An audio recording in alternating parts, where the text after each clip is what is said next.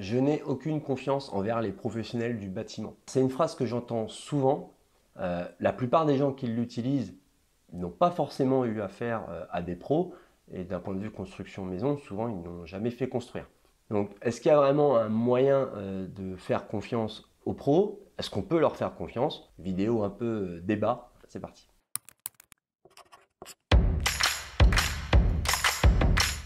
Donc je tente un nouveau format sur une question peut-être qui peut vous paraître inutile ou peut-être peu intéressante, mais c'est quand même super important parce que si avant de commencer quoi que ce soit, d'entrée de jeu, on se dit qu'on ne peut pas avoir confiance envers les professionnels, ça va être très très compliqué. Parce que je vais être clair, quand j'ai pas confiance en quelqu'un, je vais être sur son dos tout le temps, je vais être chiant et ça marchera pas. Ça ne marchera pas, ce sera une catastrophe. Si ce n'est pas une catastrophe, il y aura plein de points d'insatisfaction. Donc pour moi, c'est vraiment important de débattre là-dessus. Donc je vous attends vraiment en commentaire sur des ressentis ou des choses que vous auriez vécues ou entendues, avec des raisons, des faits, des choses observables et non pas du ressenti. J'insiste beaucoup là-dessus. Quel que soit votre projet, et finalement, même si on ne parlait pas de construction, la personne qui va le plus déterminer le résultat que vous allez avoir, c'est vous. Il faut être bien clair là-dessus. On est un peu tous comme ça, ou on l'a été plus ou moins à certains moments. Le premier, c'est souvent la faute des autres. C'est quand il y a un truc qui ne va pas, c'est la faute des autres. Alors, des fois oui, des fois non. Et puis, il ne faut pas oublier que le choix initial, là, dans notre cas d'un projet de construction, si je choisis quelqu'un où j'ai pas totale confiance, mais que je signe quand même, au final, que je me dise c'est le pro, c'est lui qui doit tout faire nickel comme je le veux, la loi est de mon côté, voilà. Si vous partez comme ça, ça ne marchera pas du tout. Puisque un pro peut tout bien faire légalement, et puis bah, vous voulez absolument une maison qui vous ressemble, sauf qu'une maison qui vous ressemble, ça ne veut rien dire. Il y a plein de choses souvent qui ne sont pas clarifiées et définies par les clients. Alors certes, en face, c'est son boulot de poser des questions pour justement aller au plus près, mais il faut bien aussi avoir en tête que le ratio temps-argent, tant que vous n'avez pas signé, il est inexistant. Aujourd'hui, quand on vous reçoit chez un constructeur ou chez un maître d'œuvre, il va passer 1 heure avec vous sans aucune garantie de toucher un seul euro. Est-ce qu'une heure, ça suffit pour clarifier et définir un projet? Bien sûr que non. Impossible. Est-ce que 3 heures, 4 heures, 10 heures, ça suffit? Peut-être même pas. Donc soit vous prenez un maître d'œuvre à pas de prix et vous avez un budget de dingue, et dans ce cas-là, bah, il n'y aura sûrement pas de problème, parce qu'aujourd'hui, le problème, il est là, hein, c'est toujours pareil, c'est le client, le professionnel.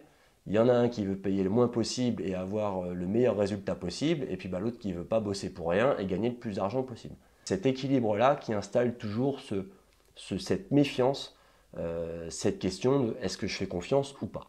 Donc on va parler de quelques signes qui peuvent montrer si on peut faire confiance ou pas, mais avant je voudrais quand même vous donner mon avis perso sur ce que j'entends et ce que je vois autour de moi, que ce soit à la télé, à la radio, sur Internet, enfin tout ce qui fait justement cette espèce de mood un peu négatif envers les pros. Quand vous regardez à la télé des reportages, des choses sur les constructeurs, on aime bien vous parler des problèmes, des choses qui se passent mal. Tout simplement parce que c'est ça qui nous fait rester devant la télé. Alors ça, c'est une conviction perso, hein. Si vous voulez réagir par rapport à ça, il n'y a pas de souci. Mais pourquoi ça m'agace un peu quand je le dis? Parce que je le vois sur certains groupes Facebook, même moi dans ma messagerie mail, les chaînes de télé qui recherchent des contacts ou des gens à interviewer pour ce genre de reportage, 9 fois sur 10, ils précisent qu'ils veulent quelqu'un en galère. Quand ils cherchent sur l'autoconstruction, c'est avez-vous un contact qui est en autoconstruction et qui n'avance pas comme il le souhaite, qui est surpris par le budget, qui est surpris par tel événement. Voilà, il faut qu'il y ait un petit truc quand même qui nous fasse rester devant la télé. On mettra rarement, jamais des gens qui s'en sortent super bien où tout se passe nickel. Malheureusement, c'est comme ça, c'est ce qu'on appelle le biais de négativité. J'ai appris ça il n'y a pas longtemps, j'ai creusé un petit peu le sujet. Et effectivement, bah, quand on regarde les infos, c'est un peu toujours la même chose. Quand un collègue au boulot, quand vous lui demandez comment ça va, s'il vous dit ça va pas trop, vous allez vous y intéresser et lui poser des questions. Si ça va, jamais vous lui demandez pourquoi ça va. Alors que ce serait peut-être tout aussi intéressant de savoir pourquoi il va bien. Mais bon, voilà, on est comme ça. Et donc, je pense que on parle beaucoup des chantiers qui se passent pas bien, y compris même quand on est satisfait. C'est une statistique que vous connaissez peut-être puisqu'on la trouve assez facilement. Quand on est insatisfait de quelque chose, on va le raconter une quinzaine de fois à une quinzaine de personnes différentes. Par contre, quand on est content, ça tourne plutôt autour de 5-6 fois. Donc voilà, c'est naturel, c'est comme ça. Mais il faut bien comprendre que si vous regardez autour de vous, le nombre de maisons qui se construisent, on est bien d'accord qu'il y a certainement beaucoup plus de cas où ça se passe bien, avec peut-être quelques insatisfactions, puisque ça reste du chantier, ça reste de la construction, de l'artisanat. Si vous attendez de la perfection au poil près, évidemment, vous ne serez pas 100% satisfait, ça c'est clair. Mais globalement, et c'est valable pour tout, il y a beaucoup plus de gens honnêtes, de bonne foi, que ce soit chez les clients ou chez les pros, mais on nous anime tellement là-dessus qu'on a une méfiance. Il y a une grosse différence entre se dire « je me dois d'être carré avec le pro et lui dire tout ce qu'il a besoin de savoir pour être sûr qu'il réponde à mes attentes », et puis il y a ce côté je vais le fliquer et je vais le mettre en garde qu'il a intérêt à bien bosser. Vous voyez, c'est pas du tout le même comportement et c'est là-dessus que je veux insister. Après, on est tous humains, il y en a des bons, des moins bons, des plus expérimentés, des moins expérimentés. Mais c'est pareil pour nous en tant que clients. Moi, les demandes que j'avais sur ma première maison quand j'ai fait de la réno, elles n'ont rien à voir avec 10 ans après quand j'ai fait construire. Je savais un peu plus où j'allais, déjà parce que dans le projet de vie, combien d'habitants à la maison, comment on se projette à 40 ans, 45, 50, on avait déjà une vision forcément plus étoffée que quand on en avait 25. Mais il ne faut vraiment pas partir avec cette idée, ça va vous desservir. Et puis surtout, vous allez vous pourrir la vie. Parce que si vous signez un truc en vous disant tous les jours « j'ai pas confiance, j'ai peut-être fait une connerie », ça va clairement pas bien se passer. Donc après, d'où vient cette crainte? Est-ce que cette crainte, elle vient de ce que je viens de vous dire à l'instant? Vous avez peut-être déjà vécu une mauvaise expérience. Et donc là, du coup, je comprends votre réaction. Après, la mauvaise expérience, est-ce que c'était plus ou moins grave? Est-ce que le gars a réparé? Une erreur, ça peut arriver. Maintenant, si c'est quelqu'un qui répare et qui assume ses erreurs, j'ai envie de dire, il n'y a pas de problème. Maintenant, si c'est quelqu'un qui a fait une connerie, qui a fait faux bon, est-ce qu'ils sont tous comme ça? Non. Clairement, non. Maintenant, pas de bol, ça vous est arrivé à vous, je l'entends. Je suis même allé plus loin, puisque ça, je l'observe au magasin depuis des années. La loi des séries, même si je crois en pas grand-chose, celle-là, j'y crois. Quand il y a une galère, il n'y en a jamais qu'une. C'est vraiment valable en construction, malheureusement. Quand il y a un truc qui part mal au début, ça craint pour la suite. Vraiment. Donc c'est pour ça que quand j'insiste toujours, et je suis chiant avec ça, mais la préparation, la définition, la clarification des choses, l'anticipation, les imprévus, tout ça, c'est vraiment important parce que ça va permettre justement de casser un peu, de tordre un peu le cou au destin, si je puis dire. Et c'est vraiment nécessaire et c'est vraiment la première chose à faire. Pour prendre un exemple concret d'une mauvaise expérience qui peut être un malentendu, vous avez aussi des artisans qui se lancent, des plus jeunes en qui il faut faire confiance et qui, pour se construire une clientèle, peuvent être trop sympas entre guillemets. Je vais prendre un exemple. Pour couler une terrasse, il est beaucoup plus simple d'avoir une pompe et une rallonge. Généralement, c'est aux alentours de 500-600 euros de plus, pour le client évidemment. Mais ça permet de couler la dalle d'un coup plutôt que de faire des trajets avec la brouette, surtout s'il fait un peu chaud, le temps de tirer le béton. C'est beaucoup plus simple. Ça limite les risques de fissures, ça facilite le lissage de la dalle, etc. etc.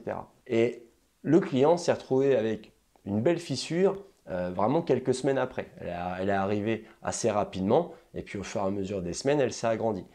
Et là, l'artisan lui dit « bah ouais, mais j'ai pu vous faire ce prix-là parce que j'ai pas mis 500 euros pour la pompe ». Et le client, très justement, lui dit « mais à quel moment vous me l'avez proposé? À quel moment vous m'avez mis en garde? Si vous m'aviez dit, moi, à faire des allers-retours avec le béton, il y a plus de risques que ça fissure parce que naturellement, je vais aller plus lentement que si tout arrive d'un coup. Il dit, je n'aurais peut-être pas fait ce choix-là. » Donc, C'est pour ça que je vous dis, c'est de la relation humaine, c'est jamais évident. Et c'est pour se renseigner avant. Si ce client-là, est-ce que c'est à lui de se renseigner sur comment on fait une dalle? Non plus. Mais vous voyez là, on a du tort partagé, mais il n'y a pas de mauvaise foi. Derrière, l'artisan a réparé. Voilà, il n'y a pas eu de souci par rapport à ça. C'était juste pour illustrer des fois ce côté malentendu, incompréhension, qui ne part pas forcément d'une mauvaise intention.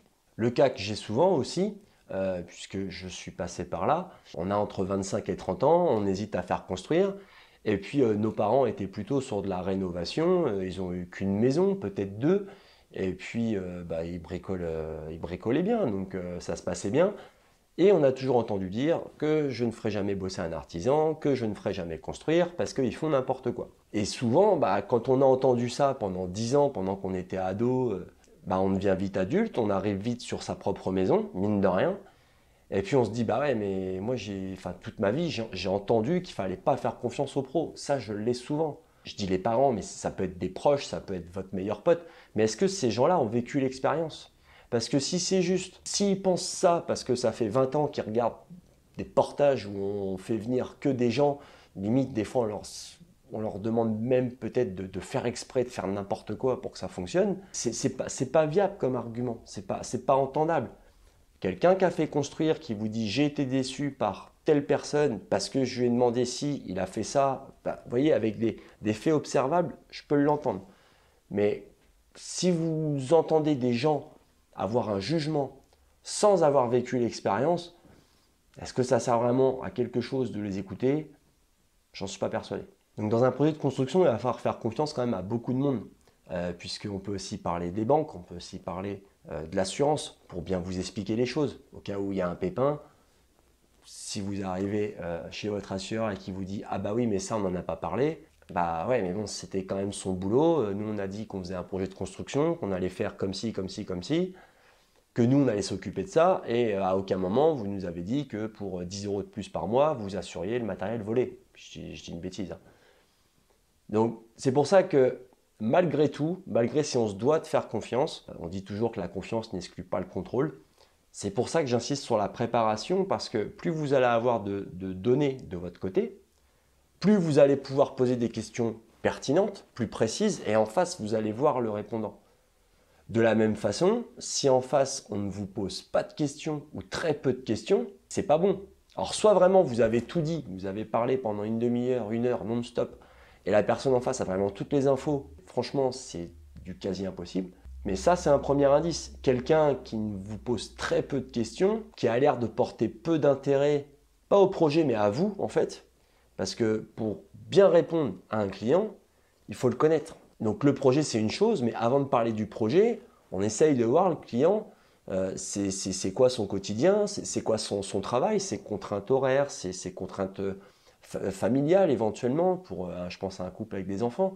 Parce que pour la maison, ça va compter. S'il y a des projets de vie dans les années à venir, des projets de mutation, j'en sais rien, mais c'est des questions qui sont évidentes pour pouvoir répondre aux attentes d'un maître d'ouvrage sur son projet de construction. Alors, je ne vous dis pas qu'il faut vous renseigner sur tout et devenir un maçon, devenir un électricien. Ce n'est pas ça du tout. Mais le fait d'avoir certaines bases permet quand même de ne pas être pigeonnable, parce que oui, évidemment, comme partout, comme dans tous les métiers, il y a des gens plus ou moins consciencieux, on va dire. Je ne vais pas utiliser le mot malveillant parce qu'ils sont très très rares, mais en tout cas, ça fera de vous quelqu'un de moins, enfin, comment je pourrais dire ça? De moins facilement pigeonnable. Alors ce mot-là n'existe pas, mais je pense que vous l'avez compris. L'idée, c'est de pouvoir capter des incohérences. C'est vraiment assez facile à faire une fois qu'on a quelques bases. D'ailleurs, je fais une parenthèse, si ça vous intéresse, je pourrais faire une vidéo un peu plus perso où je vous raconte mes entretiens d'il y a 10 ans quand je suis allé voir certains constructeurs et maîtres d'œuvre. Je pourrais vous faire les conversations et vous verriez tout de suite les incohérences. N'hésitez pas à me dire en commentaire si ça vous intéresse. Donc les questions, c'est vraiment important. Moi, quand je reçois des messages par mail, je veux faire tant de mètres carrés, combien tu crois que ça va me coûter? ou j'ai tant de budget, combien je veux faire construire, ça marche dans les deux sens. Moi derrière, je renvoie 4-5 questions et puis j'encourage à télécharger le guide que vous avez peut-être déjà chargé, où il y a plus de 70 questions dedans. Et même avec ces 70 questions-là, qui sont plus faits pour vous dire, bah oui, il y a tout ça à penser, des fois ça ne me suffit pas. Et encore, sans plan, on ne va pas pouvoir faire une estimation, un truc carré. Mais il y en a qui vont vous balancer un prix avec cette question-là, hein. Bah génial, ben, bravo à eux, mais c'est juste impossible. Et justement, les constructeurs qui privilégient quelque part leur renta à une méga satisfaction de leurs clients, avec ce genre de questions, on voudrait faire construire, on a tel budget, est-ce qu'on peut avoir tant de mètres carrés? Alors si je vais prendre un exemple, si vous lui dites 120 au commercial, et que ça passe pas, il va peut-être pas vous dire bah non, on peut faire que 95 ou 100 mètres carrés. Il va peut-être vous dire ah 120 non, 110, 115. Vous allez vous dire ah bah j'avais prévu une marge donc en fait ça me va bien. Et puis on va investir du temps, vous allez échanger sur le projet, ça va matcher parce que le mec il est sympa, ils sont tous sympas. Et puis au fur et à mesure vous allez vous rendre compte qu'en fait bah soit il va falloir mettre une rallonge, soit effectivement il va falloir revoir la copie à la baisse. Voire il ne vous aura pas dit, ou vous allez le savoir tardivement, que c'est à vous de vous faire toutes les peintures, toutes les finitions, les sols, pose de la cuisine, acheter les meubles de cuisine. Ça existe. Ce sera écrit dans la notice descriptive, mais il y en a qui ne la lisent pas avec vous. Et puis bah, nous, on est un peu tous pareils, hein. Est-ce que vous lisez tous les modes d'emploi, toutes les notices, tous les contrats que vous avez à signer? Est-ce que vous lisez tout ce qu'il y a dedans? Pas tous. On ne l'a jamais tous fait à 100%. Donc voilà pourquoi vous devez arriver avec un minimum de bagages. Ne jamais aller voir un banquier ou un constructeur en premier tant que vous n'avez pas élagué un petit peu tout ça pour clarifier vous de votre côté un peu le projet. Parce que sinon c'est un coup à se faire avoir. On reste dans les clous légalement, mais au final vous ne serez pas satisfait ou le déroulement du chantier, l'organisation va mal se passer ou le budget, un coup ça va être serré, un coup on va le dépasser, c'est les vacances qui vont sauter. Enfin voilà, on peut imaginer plein de choses. Donc pour conclure, n'oubliez pas que la pièce maîtresse du projet, le roi sur l'échiquier, la reine plutôt même d'ailleurs, parce qu'elle est plus efficace que le roi sur un échiquier, c'est vous. C'est tout part de vous. Parce que peu importe que ce soit la faute d'un tel, un tel ou un tel, au final, c'est vous qui en pâtirez. Que ce soit votre porte-monnaie, le stress sur le moment, les 3 mois de loyer supplémentaires parce qu'il y a du retard sur tel truc, ça part de vous, que vous vouliez ou non. Oui, il y aura peut-être une erreur de quelqu'un, mais est-ce que j'ai préparé suffisamment et du coup, est-ce que j'aurais pu ne pas choisir cette personne-là si j'avais fait mon boulot en amont? Alors après, vous pouvez vous dire que j'essaye aussi de vendre mon truc, hein, après tout. Hein. Mais en attendant, moi, le constat que je fais, c'est qu'au mieux, on est préparé. Derrière, au mieux, on programme la réussite de son projet, tout simplement. Mais surtout, si vous faites ce travail-là, alors seuls les PDF gratuits sur le site, les vidéos de YouTube et les articles de blog, peut-être que vous jugez que ça suffit à vous aider. Et dans ce cas-là, tant mieux. Mais déjà, vous aurez fait quelque chose pour votre projet. Soit vous voulez aller plus loin et il y a d'autres accompagnements, formations vidéo, où on peut même juste se parler au téléphone pendant 1 heure. Ça, c'est avec plaisir. Mais en tout cas, vous verrez que si vous passez du temps, alors je ne vous dis pas de passer 4 heures par jour, hein, c'est pas ça du tout, mais quelque chose de régulier, une demi-heure tous les jours, tous les 2 jours, 1 heure le mercredi, 1 heure le dimanche, mais cette régularité, au bout de 2-3 mois, fera que vous serez beaucoup plus affûté, beaucoup plus armé pour déceler justement cette confiance. Ou peut-être déceler le fait que cette personne-là, vous pouvez lui faire confiance. Vous avez besoin d'en savoir plus, vous avez besoin d'un autre rendez-vous, vous avez besoin de poser d'autres questions, mais vous sentez qu'il y a moyen que ça se passe bien, mais que derrière vous devez alimenter cette personne-là pour que justement elle puisse répondre à vos attentes. Plus elle aura d'informations, mieux ce sera. Donc redites-moi en com si ça vous intéresse que je vous parle concrètement des entretiens que j'ai vécus, puisque je pense qu'il y aurait 2-3 exemples concrets sympas à dire. De liker la vidéo si ça vous a plu, si ce type de format vous plaît. Si c'était trop long, n'hésitez pas à me le dire non plus. Abonnez-vous, ça valorise le travail effectué et puis ça aide la chaîne à mieux se placer sur YouTube. Moi je vous dis à bientôt, prenez soin de vous, bye bye.